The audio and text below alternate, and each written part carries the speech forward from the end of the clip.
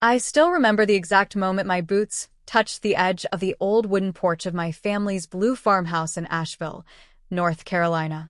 The boards were the same ones my father and I sanded when I was 14, the same ones that creaked under our feet when we carried groceries in or carved pumpkins in late October.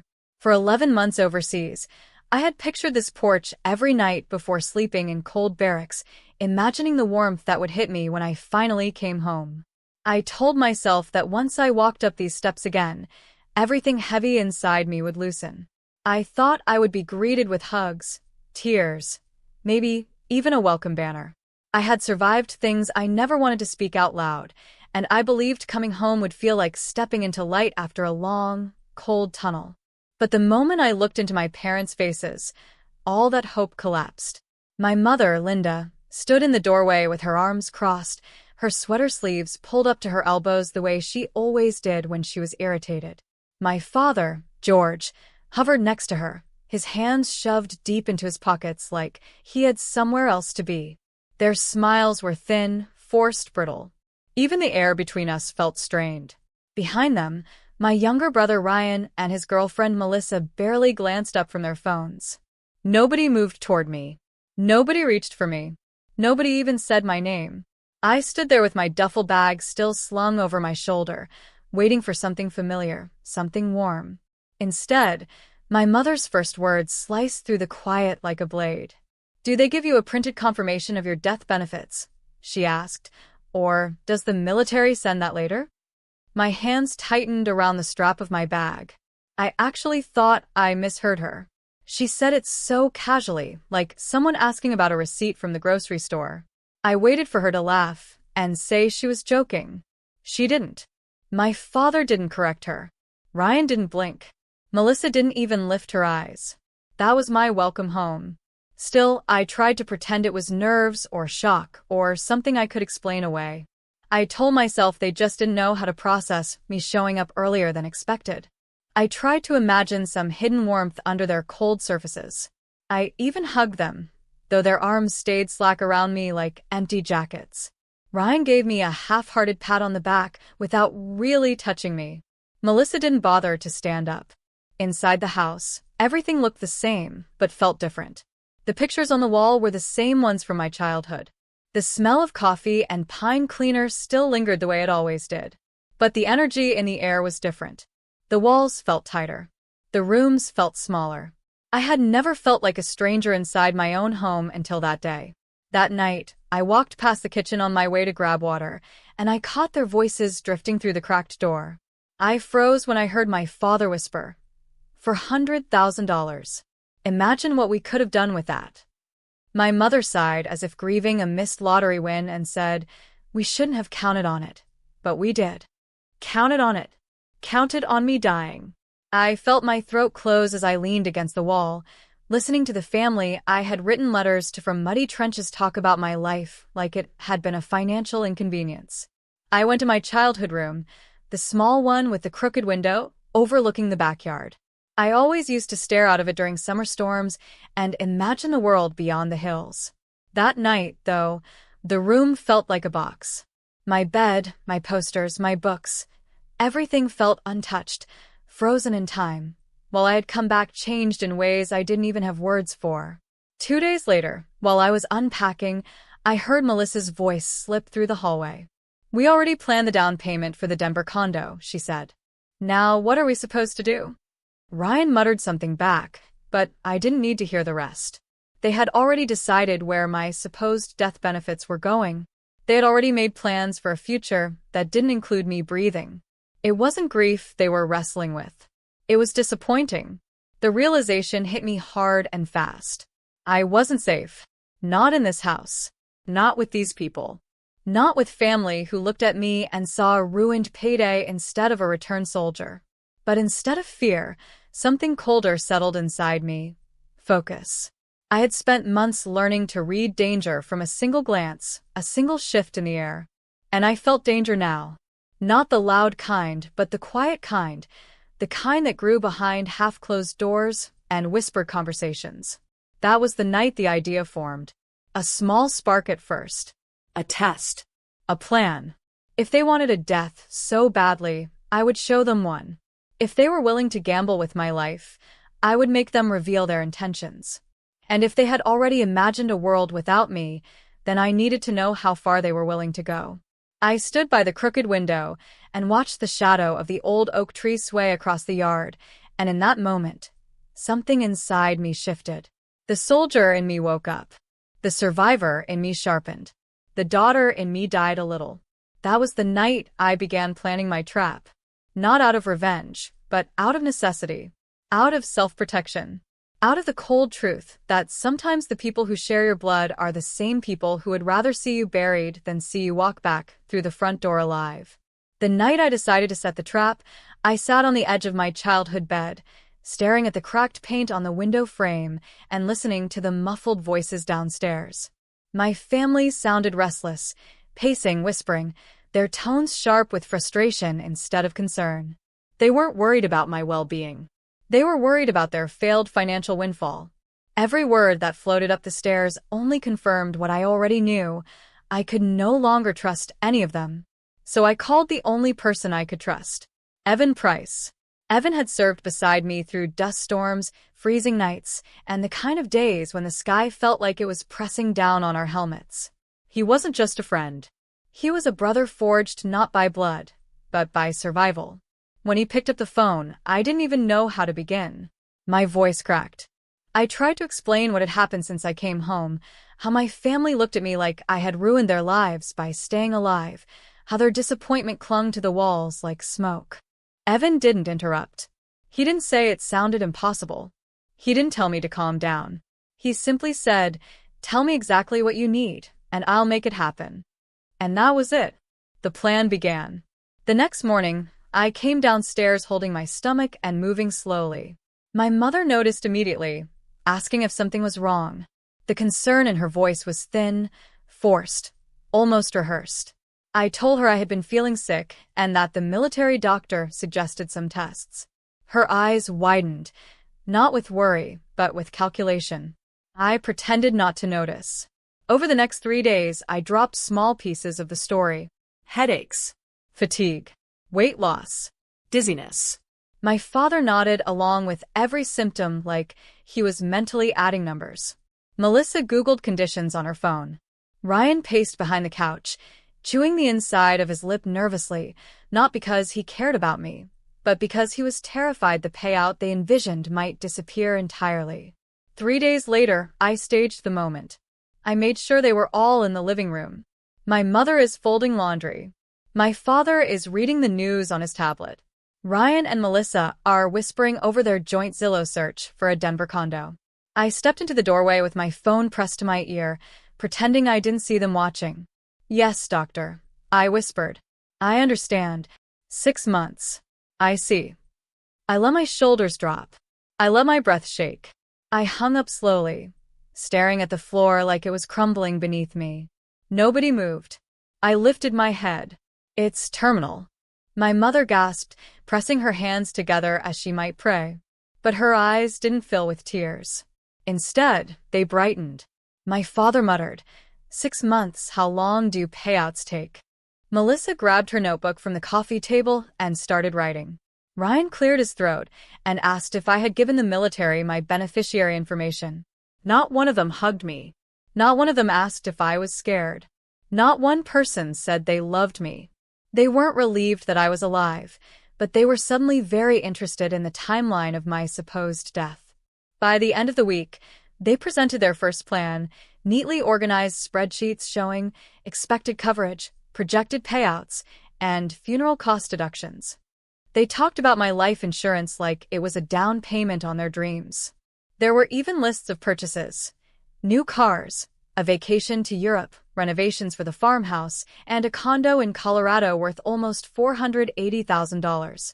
My mother even asked me to sign some bank forms to help her manage the medical bills. I recognized the documents immediately: joint access, authorized withdrawals, power of attorney transfers.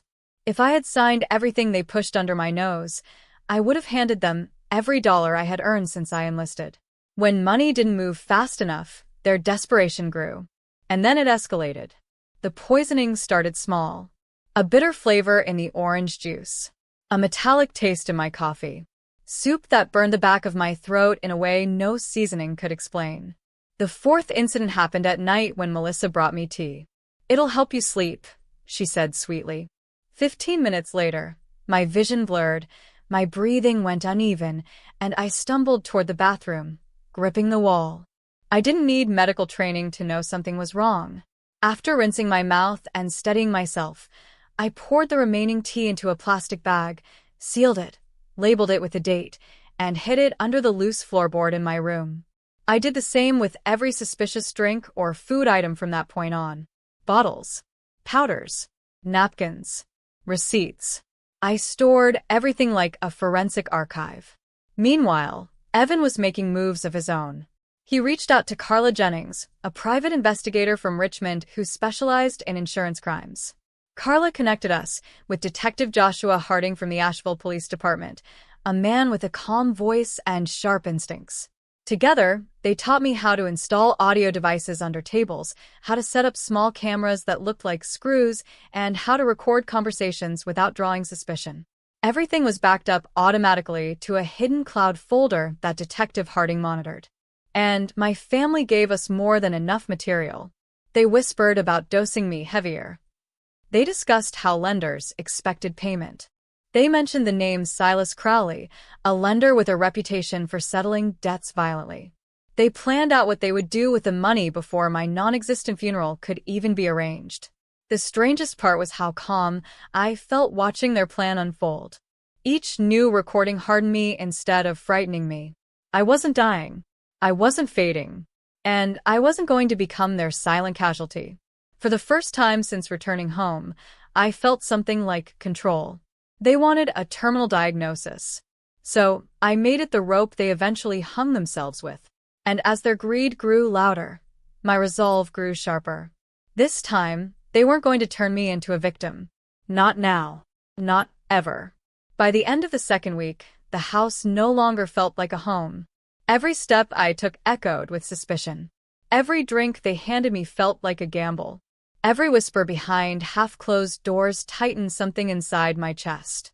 I knew I had enough recordings to help a prosecutor build a strong case, but Detective Harding wanted one undeniable capture, a moment where their intentions, their planning, their awareness of wrongdoing were spoken plainly and without pressure. Something irrefutable. Something that would close every loophole they might twist themselves through. That final moment needed to be controlled. Staged. Carefully crafted. So we came up with a hospice trap. I started by telling my family that the imaginary illness had worsened. I let my shoulders droop. I walked more slowly. I answered questions with faint pauses, the way real exhaustion drags people down. I told them the doctor in Asheville recommended transitioning me into hospice care, so the final months would be peaceful. My mother gasped and nodded far too quickly. My father cleared his throat and mumbled, "It's probably for the best. Less stress." Melissa asked if hospice would allow her to access my accounts to manage things. Ryan suggested we start planning arrangements.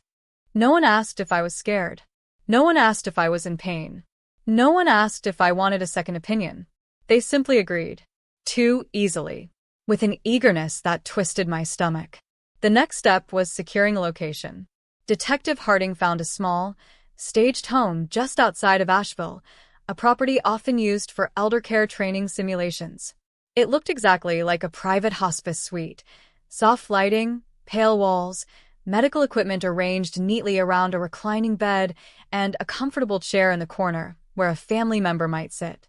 The windows opened onto quiet woods. The air smelled faintly of lavender and dust. It was perfect. Carla and the tech team installed cameras in the vents, microphones behind the electrical plates, and a backup audio recorder under the bed frame. Evan helped position a small camera behind a stack of folded blankets on the dresser, angled toward the center of the room. Everything fed into a live stream connected to the SUV Detective Harding would use as a mobile command center. The night before the meeting, I barely slept.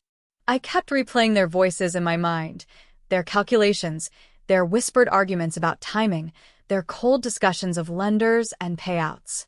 I wondered how I had lived under this roof for so many years without seeing the cracks beneath the surface. How had I missed the rot? How had I believed blood meant something unshakable? Evan stayed with me that night. He didn't offer false comfort.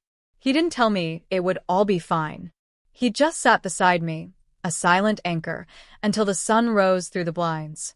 The next morning, I dressed in soft gray clothes to make myself look frilier. I let my hair fall in uneven strands. I dusted my cheeks lightly to mimic the pallor of someone fading. When I stepped into the staged hospice suite, even I almost believed the illusion. My parents arrived first. Their smiles were stiff, the kind people wear when they know cameras are watching, only they didn't know the cameras were ours. Ryan and Melissa followed, their energy sharp and impatient. They hugged me like actors who had forgotten their lines, brief and awkward, more obligatory than genuine. Melissa placed a thick folder on the table. She slid it toward me, tapping the cover with manicured nails. The bold title read, Projected Benefits and Distribution. Inside were pages detailing how they planned to divide the money after I died. They listed the £310,000 from my European policy and the $290,000 from my American coverage. They had drawn neat lines splitting the totals into shares, upgrades to my parents' farmhouse, Ryan's dream car, Melissa's condo hunt, and even a vacation to Florida. They discussed these plans like they were choosing flooring samples for a renovation. Calm. Detached. Practical. I listened silently, letting them reveal themselves. I watched their eyes glow when they talked about the payouts. I watched how they skimmed over funeral costs like it was a minor inconvenience. I watched how quickly they drifted away from my existence and deeper into their fantasies about life after me. Evan sat in his car outside, listening through the earpiece.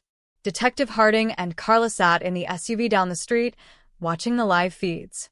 Everything was building toward one moment, the one line we needed. And then it came.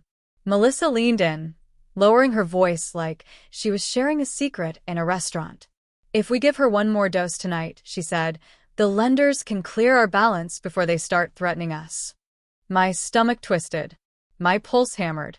For a split second, the room blurred. Not because I was afraid, but because she said it so casually, like suggesting an extra bag of groceries. One more dose. Me. That was Detective Harding's cue.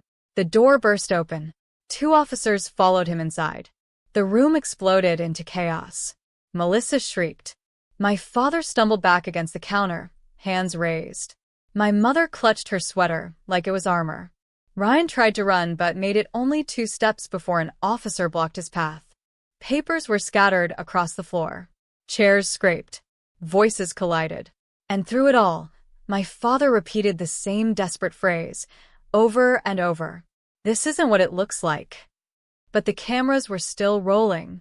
Every ugly intention was documented. An hour later, officers raided a warehouse in Charlotte and arrested several men tied to Silas Crowley, along with ledgers full of forged contracts and predatory loan documents. The network started to unravel. I should have felt triumphant. I should have felt vindicated. But instead, standing in that staged hospice room, surrounded by police and shattered illusions, I felt hollow in a way I had never known before.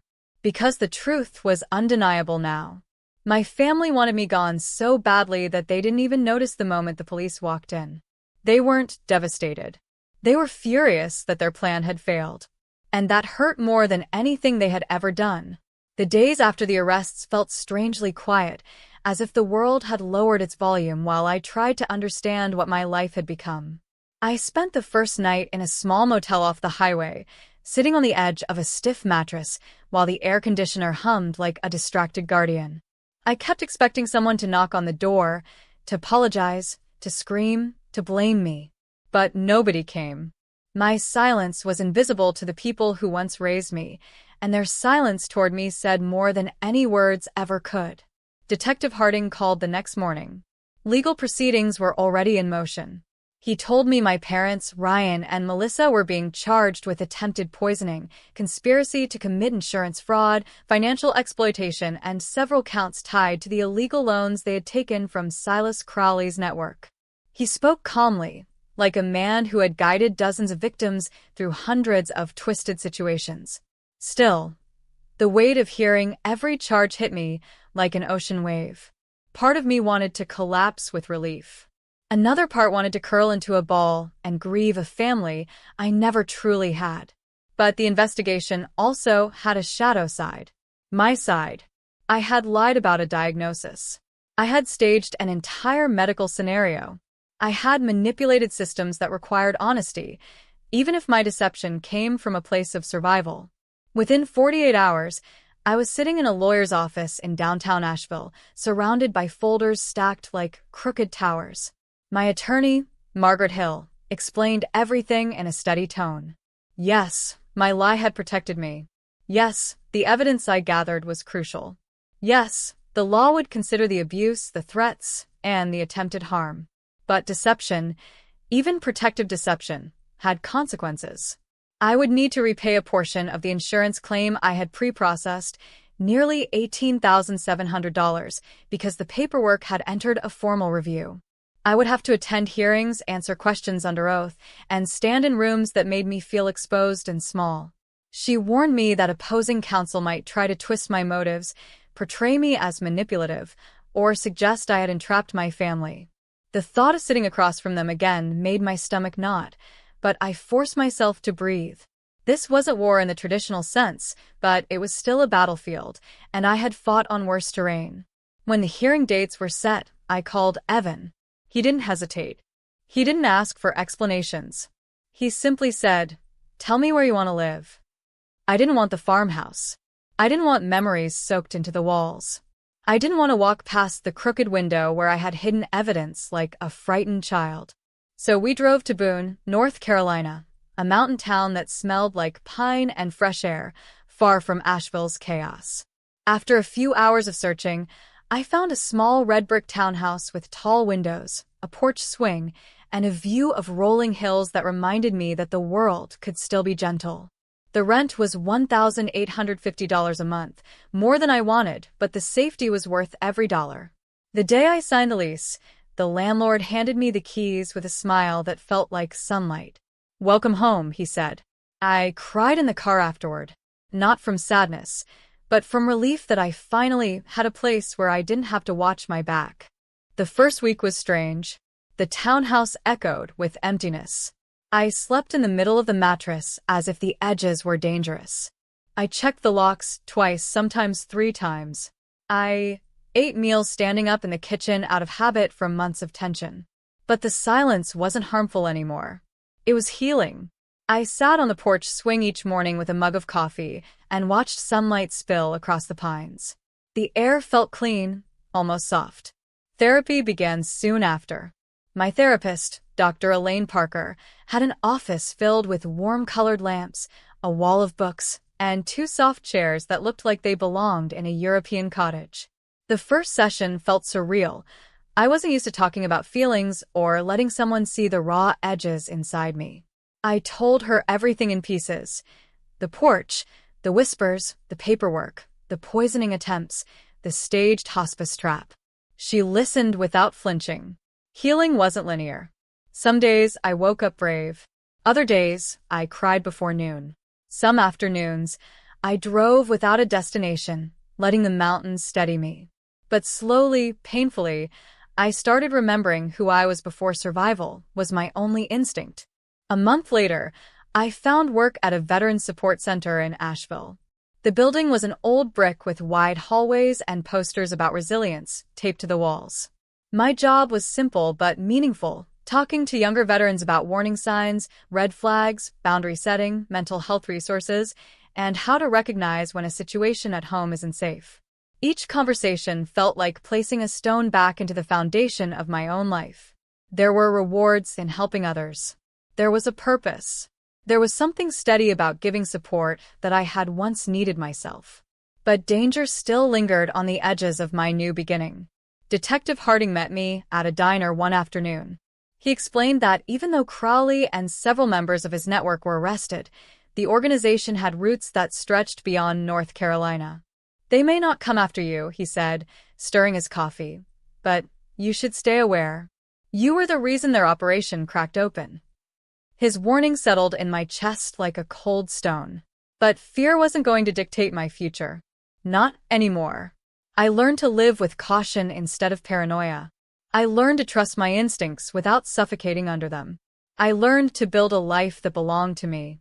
Evan visited often, sometimes helping fix things around the townhouse, sometimes sitting quietly on the porch swing beside me. He didn't treat me like a survivor or a victim. He treated me like a person who had made it through something unthinkable and still managed to keep breathing. One evening, as the sky shifted from orange to deep blue, I realized something quietly profound. I had survived my family. I had survived betrayal that cut bone deep.